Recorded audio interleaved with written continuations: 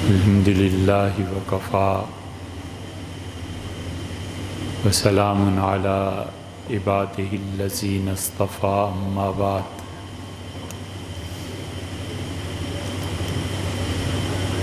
اللہ تعالیٰ کا احسان ہے کہ 6 کلمے جو عام طور پر امت میں رائج تھے اور لوگ اپنے بچوں کو اس کی تلقین کرتے تھے، اس کا بیان مکمل ہوا۔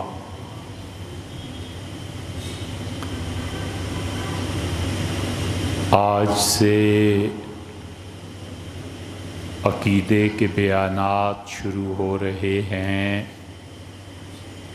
اور کچھ معلوم نہیں کہ یہ عقیدے کے بیانات کب تک چلیں۔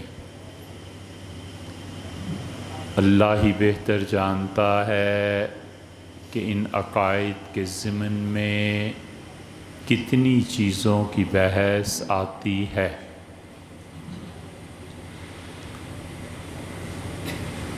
اور اس کو بنیادی طور پر یوں سمجھنا چاہیے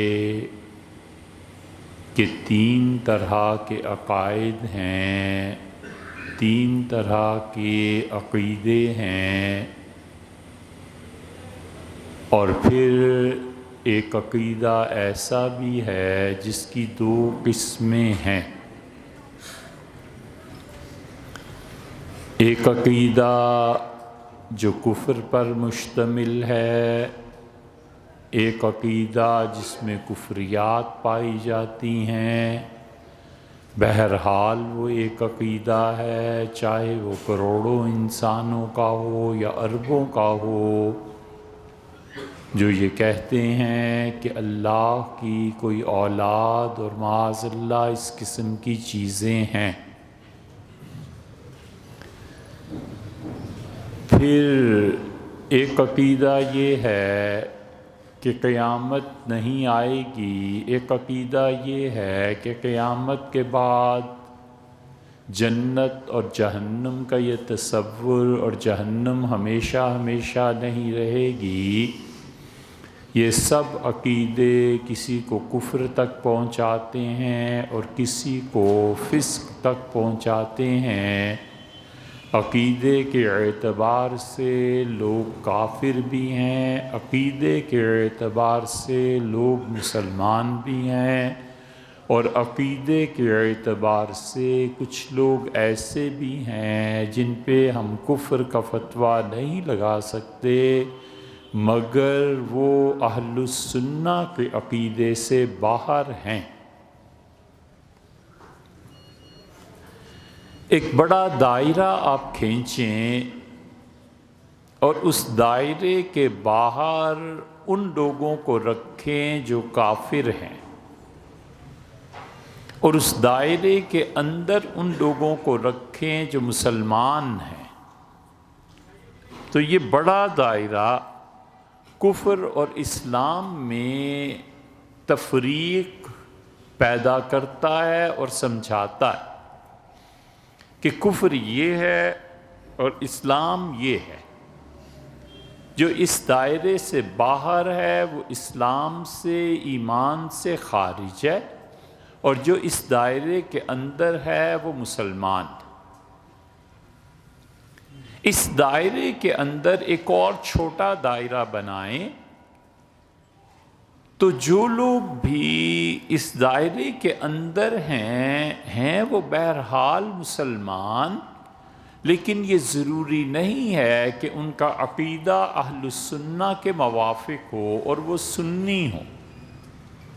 وہ جو چھوٹا دائرہ اندر آپ لگاتے ہیں اس کے اندر رکھیں آپ اہل السنہ کو، تو بہت سے لوگ ہمارے زمانے میں بھی اور قدیم زمانوں میں بھی اس اہل السنہ کے دائرے سے خارج ہیں، مگر وہ جو بڑا دائرہ ہے کفر اور اسلام کا اس سے باہر نہیں ہے، وہ بہرحال مسلمان ہے۔ ایک آدمی اگر اس بات کا انکار کرتا ہے کہ وہ معاذ اللہ حضور اقدس صلی اللہ علیہ وسلم کی شفاعت کا انکار کرتا ہے، کہ اس کو بھی چھوڑ دیں، ایک آدمی ایسا ہے جو صحابہ کرام رضی اللہ عنہم کی عدالت کا انکار کرتا ہے، اس کو بھی چھوڑ دیں، تو وہ جو اللہ کو دیکھنے کا انکار کرتا ہے، یہ صحیح مثال ہے اس کی، بہت صحیح، کہ جو اللہ کی رؤیت کا انکار کرتا ہے وہ اہل السنہ کے دائرے سے باہر چلا گیا، لیکن کفر کے دائرے کو اس نے ابھی کراس نہیں کیا، بہرحال وہ مسلمان ہے۔ لیکن یہ جو گمراہ ہے، ہم اس کی گمراہی پر بات کرتے ہیں کہ یہ آدمی گمراہ ہے اور کتاب و سنت میں جو چیزیں آئی ہیں ان چیزوں کی تعویل کرنے والا ہے، مگر یہ اہل السنہ میں سے نہیں ہے۔ اس لیے کفر ایک الگ چیز ہے، عقیدے میں فسق ایک الگ چیز ہے، عقیدے کا گناہ ایک الگ چیز ہے، اور اہل السنہ میں سے ہونا ایک الگ چیز ہے۔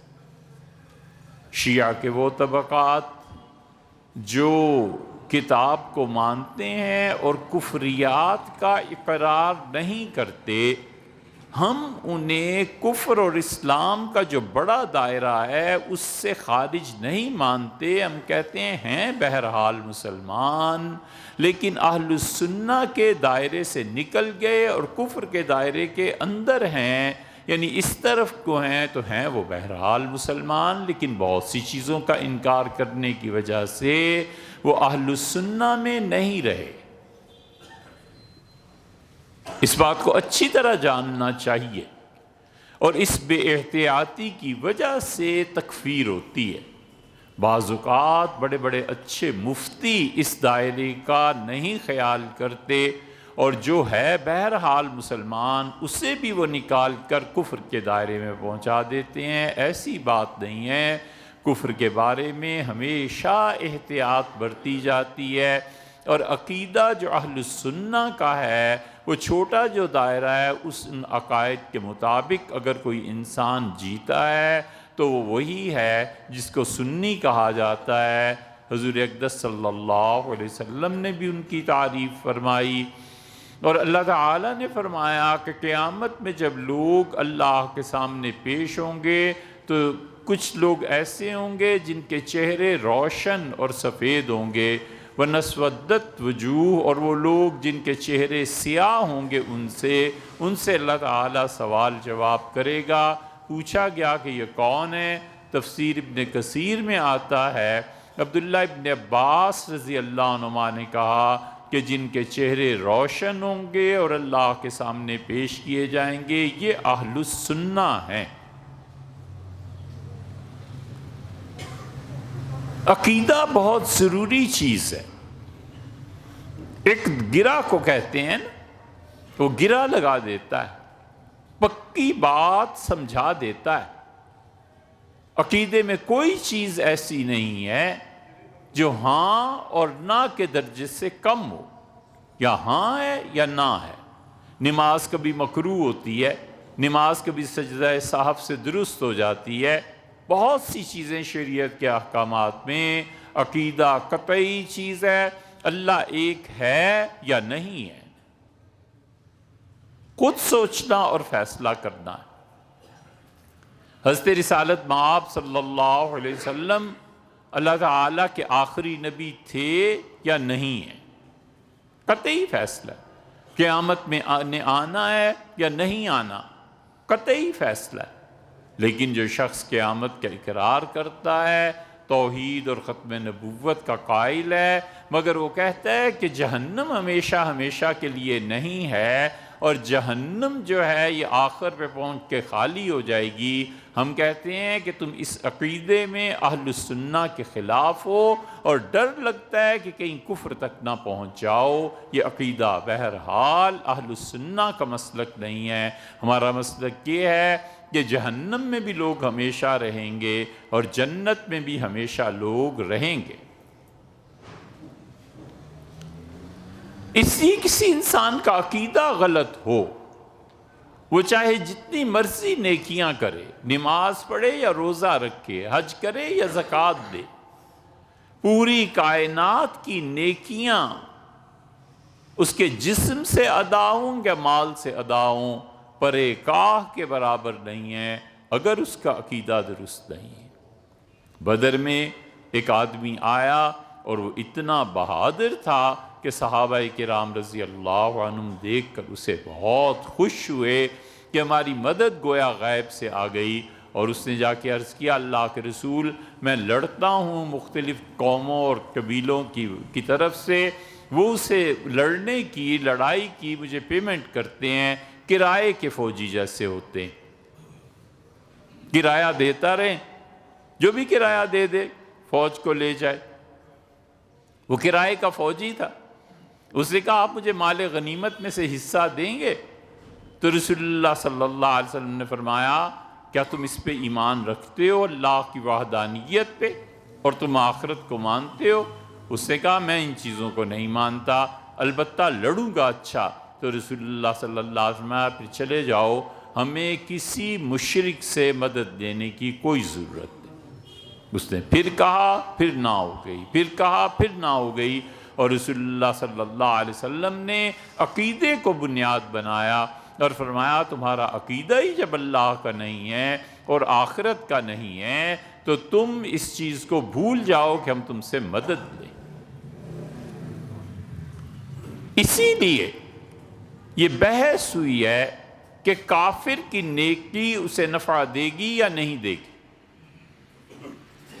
جو محققین عام طور پہ کہتے ہیں کہ کافر کی نیکی اسے نفع نہیں دے گی، لیکن محققین کا اور ہمارے حضرت انور شاہ صاحب رحمۃ اللہ علیہ کا یہ تھا مسلک، وہ کہتے تھے کہ کافر کی نیکی اسے نفع دیتی ہے، دنیاوی زندگی میں نفع دیتی ہے، آخرت میں نفع دیتی ہے، کافر کو اس کی نیکی کا فائدہ پہنچے گا، لیکن کافر کی کوئی بھی نیکی اتنی بڑی ہو جائے کہ اللہ کی توحید کے ہم پلاؤ نہیں ہو سکتے۔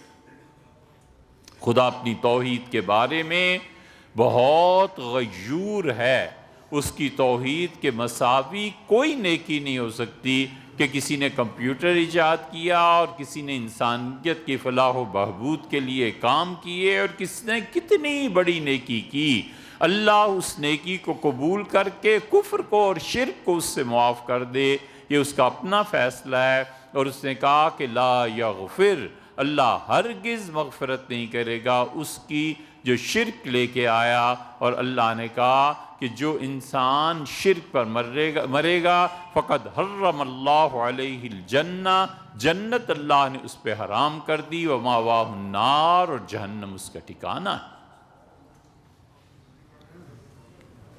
اللہ تعالیٰ نے اسی لیے دوسری جگہ پر فرمایا یہ کافر کی نیکی کیسے نفع دیتی ہے۔ حکیم ابن حزام رضی اللہ عنہ حاضر ہوئے اور انہوں نے کہا اللہ کے رسول میں نے زمانہ جاہلیت میں بڑی نیکی کے کام کیے، 1000 حاجیوں کو میں مفت کپڑے تقسیم کرتا تھا حج کے موقع پہ، اور 1000 حاجیوں کو کھانا کھلاتا تھا اور 1000 کو پانی پلاتا تھا، اور 1000 کے لیے سواریوں کا بندوبست کرتا تھا۔ اب میں مسلمان ہو گیا ہوں تو مجھے کفر کے زمانے کی نیکیوں کا کچھ فائدہ ہوا ہوگا؟ تو رسول اللہ صلی اللہ علیہ وسلم اسلمت علی ما اسلفت، یہ جو زمانہ کفر میں جاہلیت میں تم نے نیکیاں کی تھیں یہ اسی کی برکت ہے کہ اللہ نے اسلام کی توفیق دی۔ اس سے پتہ چلتا ہے کہ کافر کو اس کی نیکی کا اتنا فائدہ تو ہو ہی جاتا ہے۔ کسی کافر نے ظلم نہیں کیا، کسی کافر نے انسانیت کی فلاح و بہبود کے کام کیے، قیامت میں خدا اسے کس وجہ سے، کس عمل سے جہنم میں پھینکے گا یا اسے سزا دے گا؟ ظاہر ہے کہ حقوق العباد کی اسے کوئی سزا نہیں دی جائے گی، لیکن جو اللہ کا سب سے بڑا حق تھا اس بات میں، یعنی توحید، چونکہ اس تک پہنچی اور اس نے انکار کیا، اسے اس بات کی سزا ملے گی۔ ہاں وہ کافر جس تک اللہ کا پیغام پہنچا ہی نہیں، جس تک خدا کا دین پہنچا ہی نہیں۔ آسٹریلیا میں بچے پیدا ہوئے، 13 سال 15 سال کا تھا، مر گیا، لڑکا ہو یا لڑکی، اسے اسلام کی کوئی خبر پہنچی نہیں، کوئی دعوت نہیں اس تک پہنچی۔ اسی طرح چائنا میں، اسی طرح قدیم زمانوں میں حضور اقدس صلی اللہ علیہ وسلم کی نبوت سے پہلے رسول اللہ صلی اللہ علیہ وسلم کے بہت سے اعزا جن تک دین کی دعوت پہنچی نہیں اور پہلے ہی انتقال کر گئے، یہ سب لوگ فطرت کے زمانے کے جو تھے، فطرت کا مطلب دو نبیوں کے درمیان جو زمانہ ہوتا ہے، علیہ السلام پہلے نبی کی نبوت کی تعلیمات خلط ملط ہو جاتی ہیں، جیسے حضرت عیسیٰ علیہ السلام کی، اور دوسرے نبی علیہ السلام وہ تشریف نہیں لائے ہوتے، تو اس زمانے میں جو لوگ ہوتے ہیں وہ بھی ہمارے دور میں بھی آسٹریلیا میں، جاپان، چین میں لاکھوں نہیں کروڑوں افراد ہیں جن تک اسلام کا پیغام ان کی اپنی زبان میں نہیں پہنچا، انگلش میں پہنچا۔ وہ چائنیز جانتا ہے، چائنیز میں سے اسلام کا پیغام ملا، اور وہ انگریز ہے، گورا ہے، یہ سب کے سب لوگ جہنم میں نہیں جائیں گے۔ یہ اہل سنہ کا فیصلہ ہے۔ وہ کہتے ہیں انہیں جہنم کی سزا کیوں ہوگی؟ اللہ جانتا ہے کہ ان تک پیغام نہیں پہنچا، وہ چاہے 20ویں صدی میں تھے تو چاہے 30ویں صدی میں تھے، جس تک خدا کا پیغام اس کی اپنی زبان میں نہیں پہنچا اور نہ اس سے دعوت ملی ہے، اس انسان کے لیے جہنم نہیں ہے۔ یہ مسئلہ اچھی طرح خیال میں رکھنا چاہیے کہ کافر جسے ہم کہتے ہیں نا، کافر شریعت کی اصطلاح میں وہ آدمی ہے جس تک پیغام پہنچا، دعوت پہنچی اور پھر اس سے انکار کیا۔ جس تک دعوت پہنچی نہیں، کہنے میں وہ کافر ہے کہ اللہ کا منکر ہے یا اللہ کے ساتھ وہ شرک بھی کرتا ہے، فرض کر لو والعیاذ باللہ، لیکن اسلام کا پیغام نہیں پہنچا اس انسان تک، تو یہاں پہنچ کے مشرک اور کافر کے احکامات واضح ہوتے ہیں۔ اور اہل سنہ کہتے ہیں کہ جس کا پیغام اس کی اپنی زبان میں نہیں پہنچا وہ معذور ہے، اللہ کم سے کم اسے جہنم میں نہیں بھیجے گا، حقوق العباد کی سزا اسے ملے گی۔ پھر کیا کرے گا؟ امت کے لوگوں کی آراء ہیں، کچھ لوگوں کا خیال ہے انہیں مٹی میں ملا دیا جائے گا، بس ختم ہوئی۔ کچھ لوگوں کا خیال ہے کہ اللہ تعالیٰ جنت اور جہنم کے درمیان رکھے گا اعراف میں، کچھ کا خیال ہے کہ اہل جنت کے وہ خادم ہوں گے، اور کچھ کا خیال یہ ہے کہ ان لوگوں کو اللہ تعالیٰ جنت میں ہی بھیج دے گا فضل و کرم فرما کے۔ یہ سب آراء ہیں۔ حضرت مجدد الفسانی سرہندی رحمۃ اللہ علیہ نے، شاہ ولی اللہ محدث دہلوی نے، شاہ عبدالعزیز صاحب جو ان کے فرزند ارجمند تھے رحمہم اللہ، ان سب نے اپنی کتابوں پر اس مسئلے سے پہ تفصیل سے بات کی ہے، اور حضرت نے مجدد الفسانی رحمۃ اللہ علیہ نے ساری بحث سمیٹ دی ہے، بہت عمدہ بحث کی ہے، اور انہوں نے یہی لکھا ہے کہ اہل سنہ کا عقیدہ یہ ہے کہ جس کافر تک پیغام اس کی اپنی زبان میں نہیں پہنچا، اللہ کے ہاں وہ جہنم میں نہیں پھینکا جائے گا۔ اب کیا ہوگا؟ اس میں امت کی مختلف آراء ہیں۔ اس لیے جس چیز کا نام عقیدہ ہے وہ گرہ باندھنا ہے، وہ پکی بات کرنی ہے۔ اسی لیے اللہ تعالیٰ نے سورہ مائدہ کے آغاز میں فرمایا، اللہ نے کہا یا ایھا الذین آمنوا اوفوا بالعقود، ایمان والو اپنے وعدوں کو پورا کرو، جو اللہ سے وعدہ کیا ہے اس کی توحید کا، اس کو پورا کرو۔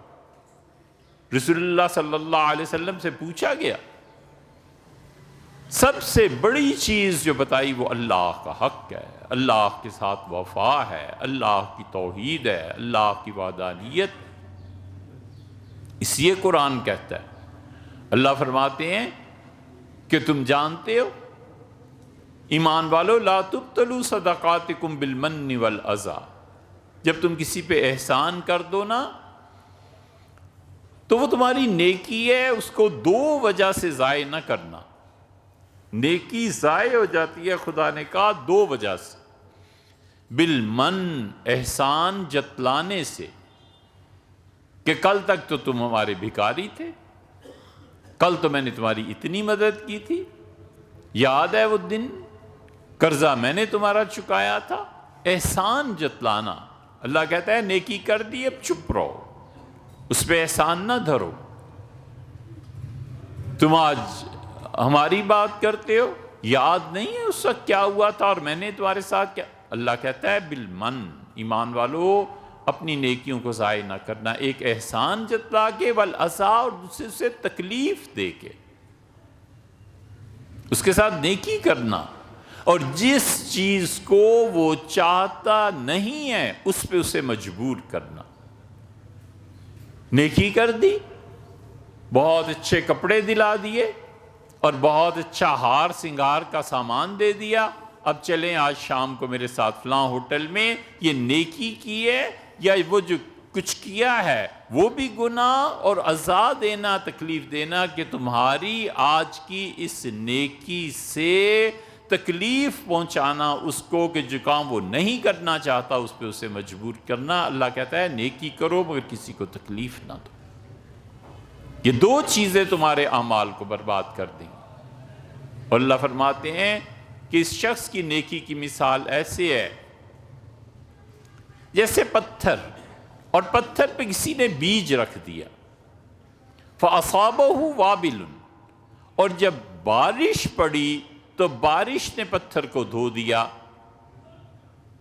بالکل اسی طرح دو چیزوں کی بارش پڑی، تمہاری نیکی کے بیج پہ، ایک احسان جتلانے کی اور دوسرا اسے نیکی کر کے تکلیف دینے کی، ان دونوں چیزوں کی بارش نے تمہاری نیکی کو ضائع کر دیا۔ اللہ نے فرمایا لا یقدرون شیئا مما کسبوا، دوسری جگہ پر فرمایا، اللہ نے کہا جو کچھ انہوں نے نیکی کی ہے اس کا کوئی نفع وہ لوگ نہیں اٹھا سکے، اس لیے کہ اللہ پر اور آخرت پر ایمان نہیں رکھتے تھے۔ اللہ بار بار آخرت اور ایمان کا ذکر کرتا ہے، بار بار کہتا ہے کہ اللہ کو مانو اور آخرت۔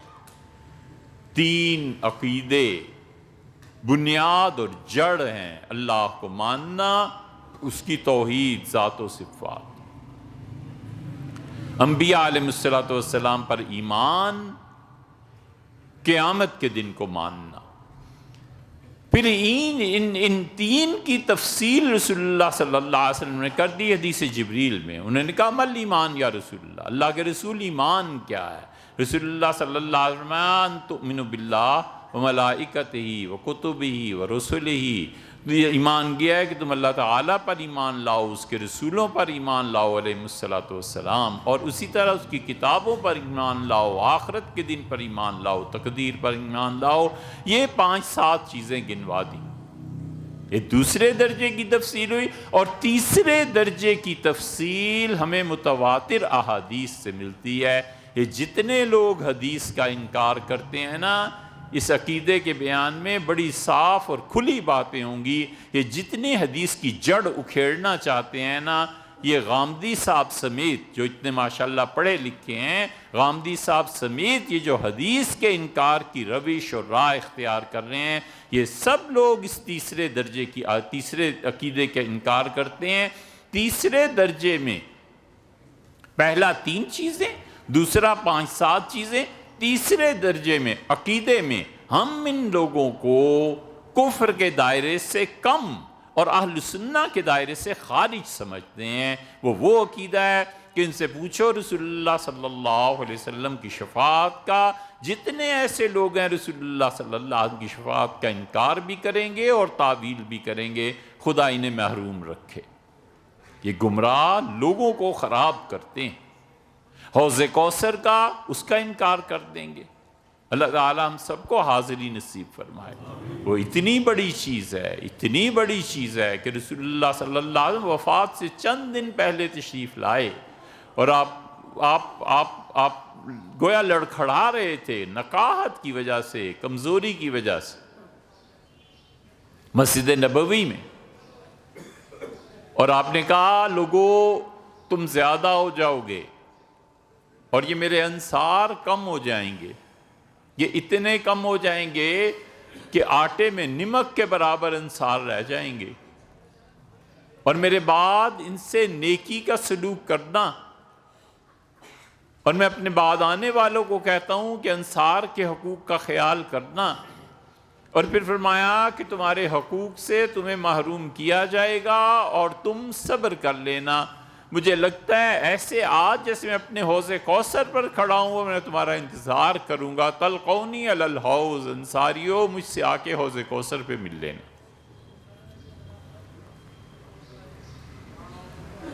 حضرت عیسیٰ علیہ السلام کے اٹھائے جانے کا انکار کرتے ہیں۔ یہ تو عقیدہ ایسا ہے جس پہ کفر کا شبہ ہوتا ہے کبھی کبھی۔ یہ سب جتنے ماڈرن تہذیب اور دین ہمارا ساتھ عقیدہ، بس اس پہ ایمان ہے۔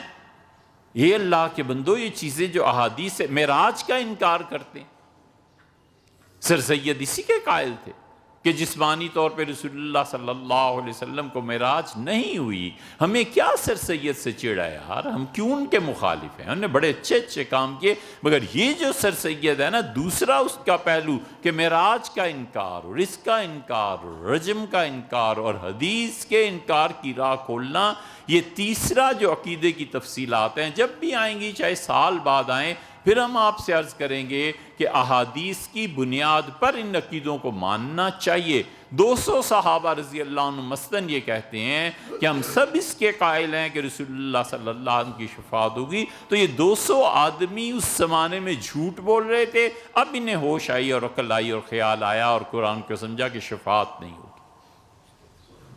رسول اللہ صلی اللہ علیہ وسلم کی شفاعت کا عقیدہ صدیوں سے چلا آ رہا ہے، اس دور اول سے لے کے یہ بنو امیہ کی جتنی بھی بنو امیہ کا دور ہے، اس سب دور میں کسی کو بد دعا دینی ہوتی تھی۔ عمر بن عبدالعزیز رحمۃ اللہ علیہ نے، یہ ان کے تو اس میں بھی آتا ہے سوانے میں، وہ ہمیشہ کسی کو بد دعا دینی ہوتی تھی تو کہتے تھے اللہ تمہیں نبی صلی اللہ علیہ وسلم کی شفاعت سے محروم کرے۔